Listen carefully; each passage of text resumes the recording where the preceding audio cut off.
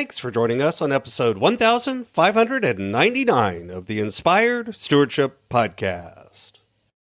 I'm Jason Heinritz. I challenge you to invest in yourself, invest in others, develop your influence, and impact the world by using your time, your talent, and your treasures to live out your calling. Having the ability to recognize if you are truly fulfilled and have the courage to change if you aren't is key. And one way to be inspired to do that is to listen to this, the Inspired Stewardship Podcast with my friend, Scott Mater.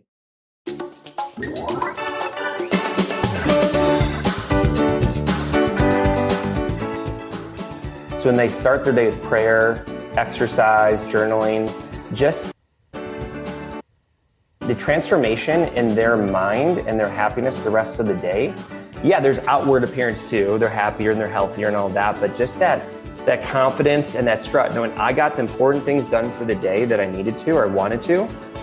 Welcome and thank you for joining us on the Inspired Stewardship Podcast. If you truly desire to become the person who God wants you to be, then you must learn to use your time, your talent, and your treasures for your true calling.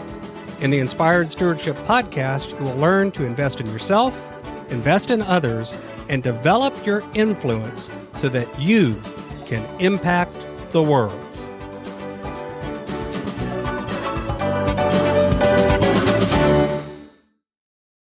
In today's podcast episode, I interview Jason Heinritz.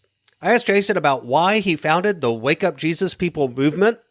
I also asked Jason about why we need to redefine our spiritual rhythms.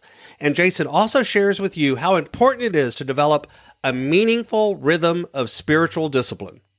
I have a great book that's been out for a while now called Inspired Living. Assemble the puzzle of your calling by mastering your time, your talent, and your treasures. You can find out more about that book over at inspiredlivingbook.com.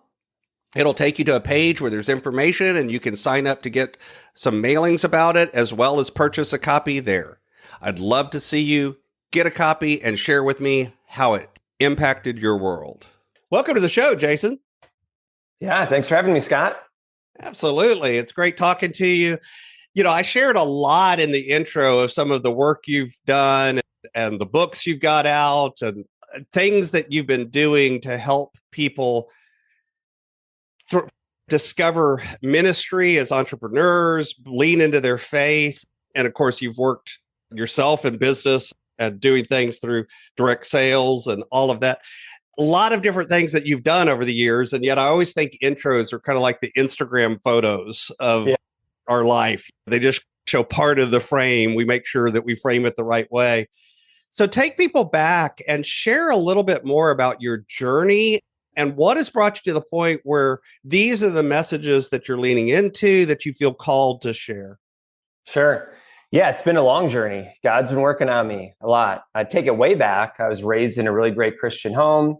It was really more my parents' faith, I'd say, throughout growing up. And then once I went to college, I tried to keep it strong, but definitely fell to temptations and was 1 foot in the world, 1 foot out.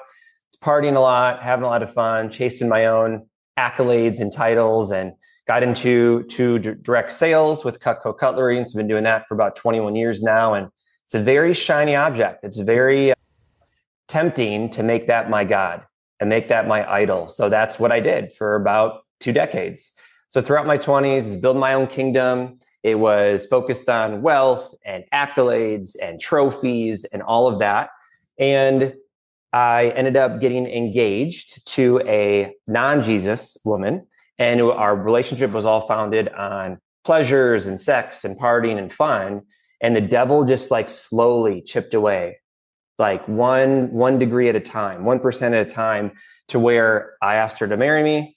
I got to be about 2 months before realizing, holy cow, this is not going to work out. We're both pretending to be people that we're not. And I called it off 2 months before. And what I told her was, hey, I'd much rather delay a wedding than call off a marriage.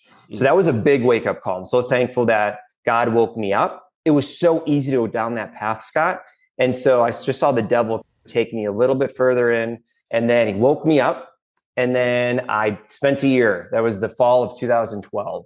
I spent that year, growing myself, diving back into the church, starting morning routines, getting serious about my faith and myself. But I still was trying to build Jason's kingdom instead of God's kingdom. So I spent the next decade doing that, making God more of a priority, not just being like a Sunday Christian, but a daily Christian, and doing those morning practices and things we can get into. But man, it was a lot of cleansing. It was a lot of growth. We got married, had 2 kids, and COVID hit. And really from there, Scott, was another awakening was, hey, I've been making work my idol. I've been pursuing my accolades, my success, and building Jason's kingdom instead of God's kingdom. So 2 years ago, I got rebaptized. I dove in even more. My wife and I lead a young adults ministry at church, and we're just very blessed. And so I just feel like it's been 2 decades of God working on me and me learning the very hard and long way to wake up and to really live this amazing, abundant life that God has for us, to serve others, serve Him, serve others, love Him and love people. So that's where just over the last few years, God's been working on me, and through leading discipleship groups and practices, I really felt like I needed to come out with a book and a movement and let God just use me and see what He does with it. So just curious, I got to go back. So you called off things. How did she take it? Oh, not well. In her true colors, I knew it, Scott. I knew it. And what's actually funny is not funny, but I thought she was going to change. I thought things were going to be different. And my parents and our premarital counselors both said the same thing. So I was struggling and wrestling with some things. And they were like, if she doesn't change, she says exactly the same, would you marry her? And I said, hell no. I said, no way. And so that was a big wake up call of like, man, I'm pretending. This is not going to be great. So thankfully God woke me up. And then when I called it off, unfortunately, her true colors showed. I'm like, yeah, holy cow, God, you saved me, because that would have been a train wreck. Mm-hmm, mm-hmm. Yeah. Yeah. It's interesting because I think a lot of times we get into relationships with the idea of we're going to change the other person, and they're going to turn into this idealized version that we have in our head. And yeah, it's not that people can't change. Certainly people can. We've both seen people redeemed and changed, sometimes almost like a light switch even can change, but it is something that has to happen. It's not something we can make happen. That's between them and God and their heart, their mind, their soul, their spirit. It's not our job to do it.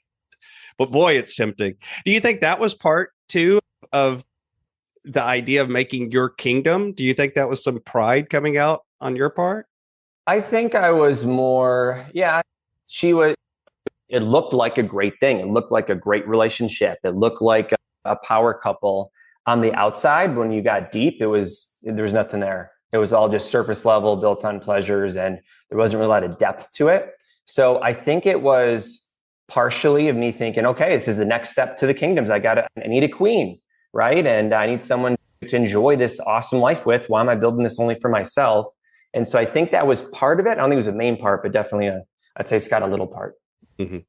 When you think about your faith journey, and you talked about that before and after moment of beginning to turn back to faith, talk us through how has your faith journey affected what you do, how you do it, and what's that feedback loop between the changes in your faith and the changes in your life journey?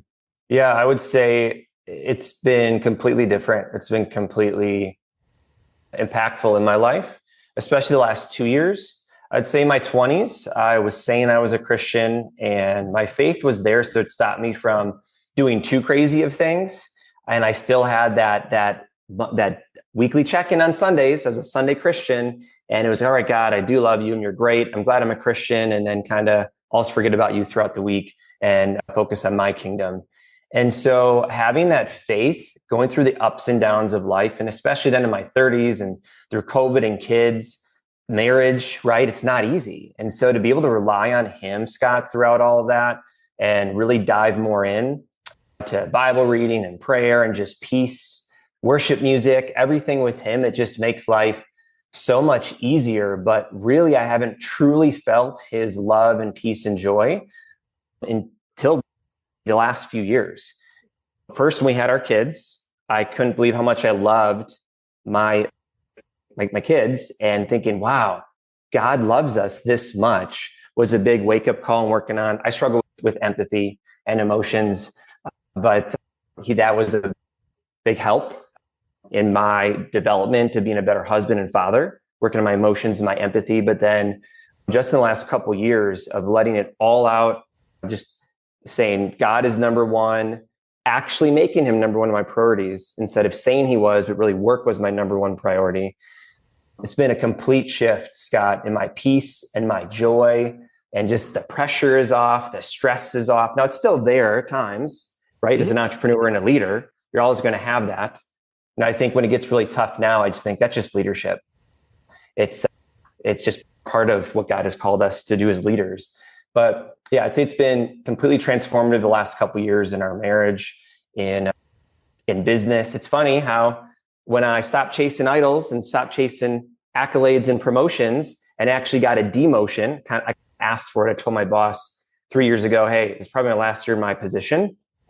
Don't know if it's in the company, but definitely in my position. He's like, all right, we'll see about it. And then at the end of the year, he's like, yeah, it seems like you'll be happier if you were demoted. I'm like, all right, sounds good. And it's funny how we had our best year ever last year. And this year we're having our best year ever again. And how when I just released it to him, how much happier I am, and then how much better we're doing in business. Mm-hmm. So, yeah, God, my faith has had a huge impact in my life.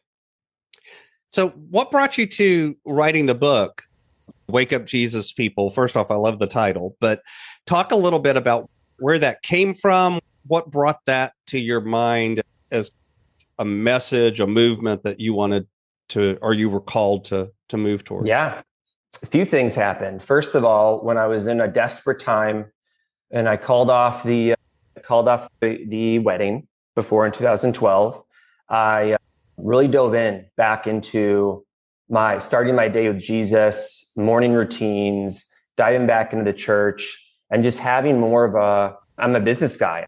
I'm a SOP kind of guy. What do I need to do? What are the standard operating procedures of being a great Jesus guy? And so I figured out, we've been practicing this for years now, that man, I'm just so much happier and better starting my day with Jesus, having these routines with exercise and prayer and journaling and reading the Bible. And why aren't more Jesus people doing this? And so I saw that, worked on that. And then a mentor at church, probably 4 years ago, challenged me to start a discipleship group. Mm-hmm. And I started an 8-week discipleship group called Wake Up Jesus Guys. It was mainly for guys. And I went through an 8-week course with them and guided them through these practices, these routines. It was a combo of morning routines and just being a kick-butt leader in life, a great husband and father, but really just these disciplines and mentalities to be your best Jesus self. And then after doing that for a couple of years, I had it in my heart to write the book and thought, I can impact these 10 to 20 guys at a time in this discipleship group. And it's awesome. Great fruit. Just awesome to see people level up and be reawakened. And then I thought, how can I impact more? And I'd written a book earlier, 5-6 years ago, called Conquer the Post-College Passion Slump.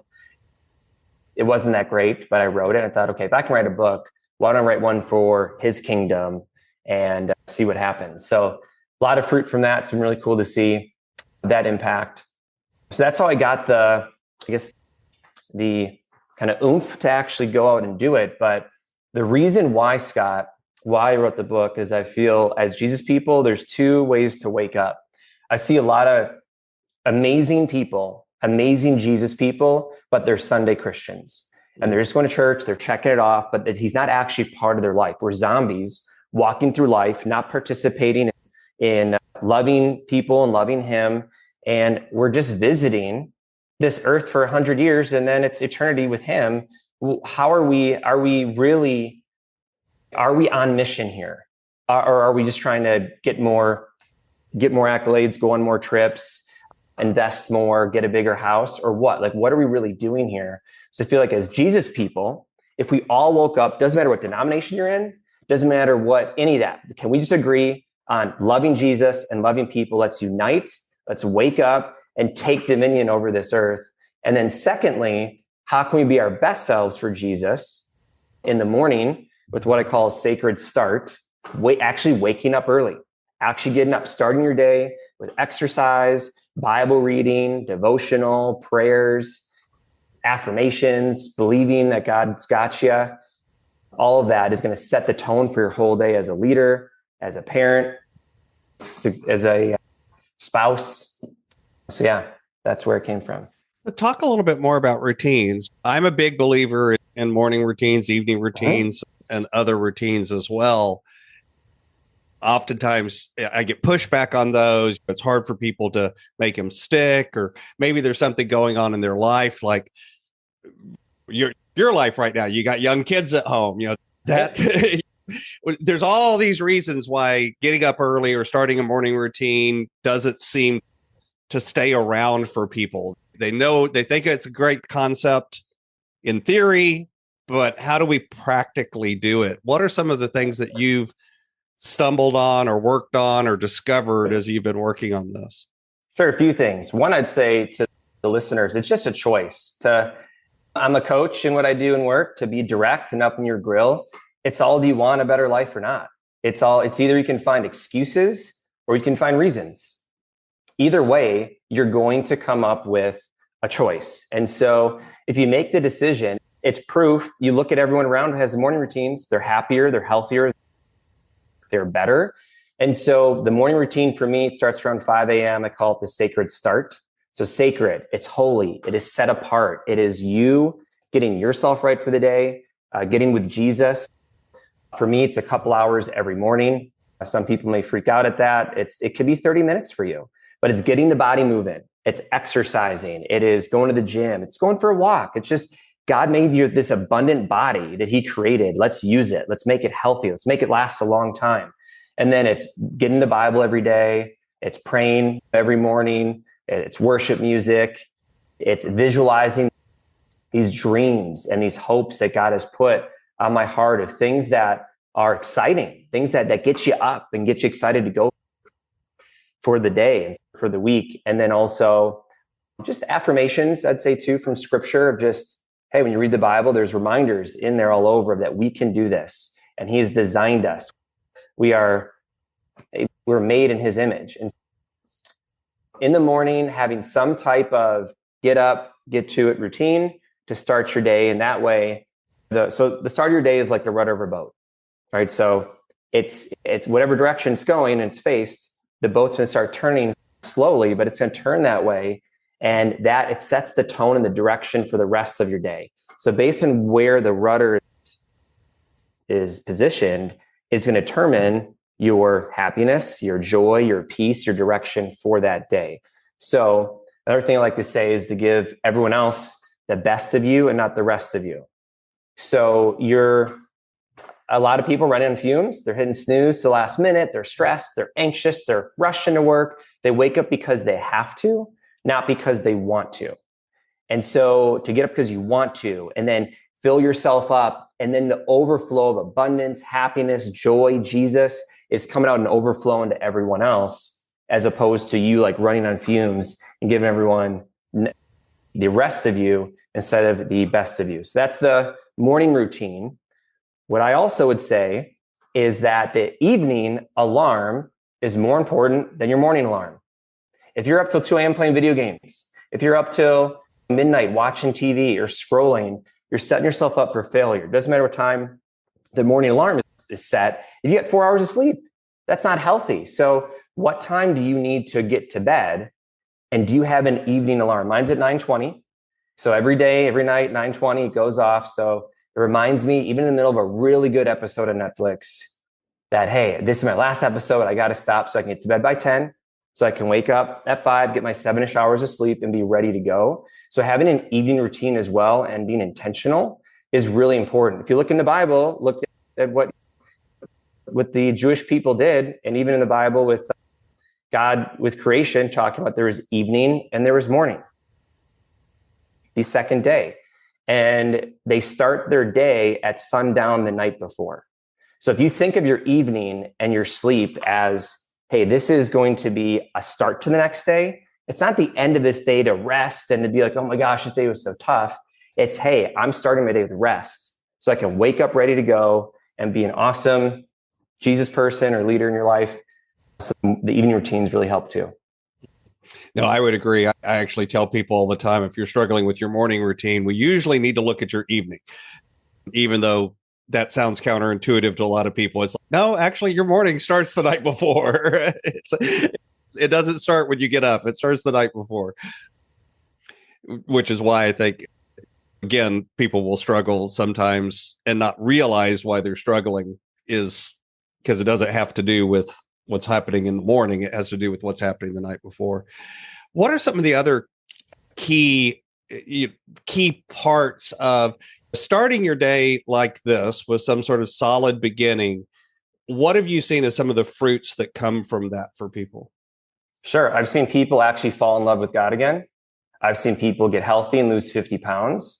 I've seen people who got reawakened to their faith, and they don't get what they're missing. As people have gone through my discipleship group, they've gone through my 40 Forge challenge as well. It's just, they're realizing, I didn't realize this was missing. I didn't realize something was missing. So when they start their day with prayer, exercise, journaling, just the transformation in their mind and their happiness the rest of the day. Yeah, there's outward appearance too. They're happier and they're healthier and all that, but just that confidence and that strut, knowing I got the important things done for the day that I needed to or wanted to. Because throughout the day, let's get real. If you try to do it at the end of the day, that's you and you do it, great. However, I know myself, I get tired, I get lazy, I don't want to do it. So when I start my day with that, you've already started your day with integrity. So it allows you to follow through. Most people, they don't, because they hit snooze on their alarm. They said they're going to wake up at a time and they don't. So they ruin their integrity. Therefore, they don't follow through on other things like following up with their mom or following up with that contact or going to work out or whatever it may be. They've given themselves permission the rest of the day to not be a follow through type person. So starting your day like that, there's more follow through the rest of the day. They're better in their jobs. They're better in their families. They feel clean and healthier. So they're shedding some of those maybe temptations or chains that are holding them back. So I've seen so much fruit, and it carries into other areas of life. Something I've heard before is how you do some things is how you do most things. So if you're a person of integrity who follows through, that carries over into other areas of your life and vice versa. Mm-hmm. So I've got a few questions that I like to ask all of my guests, but before I ask you about that, is there anything else about the book, Wake Up Jesus People, or the work you do, the 44 Challenge, or any of that you'd like to share with the listener? Sure. I'd say if you're looking to be more fulfilled in life and you're looking to just be awakened as a Jesus person, if you feel a little down, feel stressed and worried, I'd encourage you to really get the book. There's a lot of disciplines and mentalities and things that are just great, that just how to be a great Jesus person. I'm not perfect myself. I'm not claiming this is the perfect book, but there's a lot of great things that have helped me and that have helped others. I definitely challenge you to find something that inspires you, something that helps you get up with fire, and something that really gets you going, whether it's a 40 Forge challenge, like a 40-day kind of shock to the system to get you going, to start you on this identity shift and in this habit train, or maybe dive back into church as well. But yeah, I have the book and the journal and the 40 Forge challenge that you should check out. So my brand is Inspired Stewardship, and I run things through that lens of stewardship. And yet I've discovered over the years, that's one of those words that can mean a lot of different things to a lot of different people. So for you, what does the word stewardship mean to you? Yeah, I think it's doing what you have with what you got in a way that honors God. So if you're in a company and you're a leader and you're a CEO or a leader, like God's put you there for a reason. So do it great and give him all the glory. So the tough balance, Scott, I feel is like in stewardship, it's very easy to make, at least in leadership too, it's just very easy to put yourself on a platform, make you the center of attention. But when you can be given these fruits or this income or this position and do great, do your best at it and give him the glory, that's that best combo.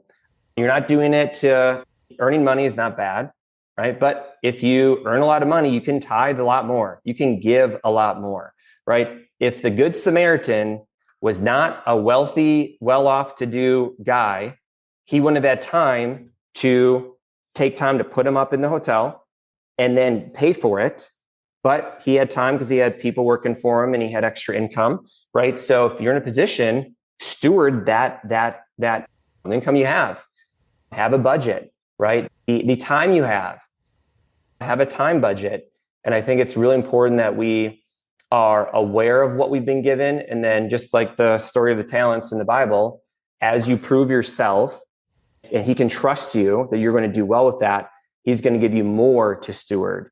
And I think the most important thing I'm stewarding is my family. And the best I can be, I'm not doing it for applause. I'm not doing it for accolades or income. It's all for the legacy of my family. And then my family is the ripple effect from me doing my best as a Jesus person living righteously is going to carry generations from where I'm at, from leading them, coaching them, teaching them, maybe leaving a legacy piece with the book that they can read, and that it just that the ripple throughout generations is impactful. Which brings me to my favorite question that I like to ask everybody. Imagine for a moment that I could invent this magic machine. And with this machine, I was able to take you from where you are today and transport you into the future, maybe 150, maybe 250 years. Mm-hmm. And through the power of this machine, you were able to look back and see your entire life and see all of the ripples, all of the connections, all of the impacts you've left. What impact do you hope you've had in the world? Yeah, I hope there's more people in heaven because of me. I hope there's souls and that's how you can be in heaven, I feel. And that's like storing up treasures, like storing them up in heaven. I don't know what it's going to look like. I don't know the crowns on the jewels on the crown, the mansions, some of the imagery we hear in the Bible. I don't know how that all looks. What I do know is it's going to be so cool to see people generations down because of the impact I had on my kids or my people, and they're in heaven because of that seed plant or that book or that podcast. And there's just an army of people who are there because of my influence. And everything else is going to fade. Everything else is going to be gone. But man, if I can have so many more people following Jesus, loving Jesus, and making an impact, that's a win. So what's on the roadmap? What's coming next as you continue on your journey? Yeah, a lot actually. Yeah. Besides 2 kids and married and a business leader, we're moving to Seattle in 2 weeks. We're driving out there to help plant a church. We're very excited for it, very hopeful and nervous. And we can't believe we're doing this. So we're going out there. We're just open-handed, surrendered, like, all right, God, what's next? Excited for that, to live in the Pacific Northwest and just see what happens. I have no idea how long we're going to be there. I have no idea. We're very, very hopeful and very excited. The other thing is that I can continue to build his kingdom and stay humble, being a recovering workaholic and being a person who finds all of his worth and value in other people's applause and recognition, being able to let the book and the movement and the 44 Challenge explode while staying humble and staying true to keeping God number one. And that is just impactful. And then I continue to do my best at leading my family, really. So that's what I'm really excited about moving forward. And yeah, we'll see what happens. So you can find out more about Jason Heinritz over at wakeupjesuspeople.com. Of course, I'll have a link to that in the show notes as well, so you can find it over there. Jason, anything else you'd like to share with the listener? Yeah, I'd like to finish with just, if you feel like something's missing, if you feel down, if you feel depressed, if you feel like you're struggling, that's not what God wants for you. And so find a local church, find something that's going to boost you up, find a community of Jesus loving people, and start your day with him. and see what happens. See what happens to your peace and your joy and your fulfillment, because this world that we live in can be very stressful. The devil has us caught up in all of our distractions, all of our holdbacks. And so stay strong and level up in God's kingdom. And let's take dominion over this world.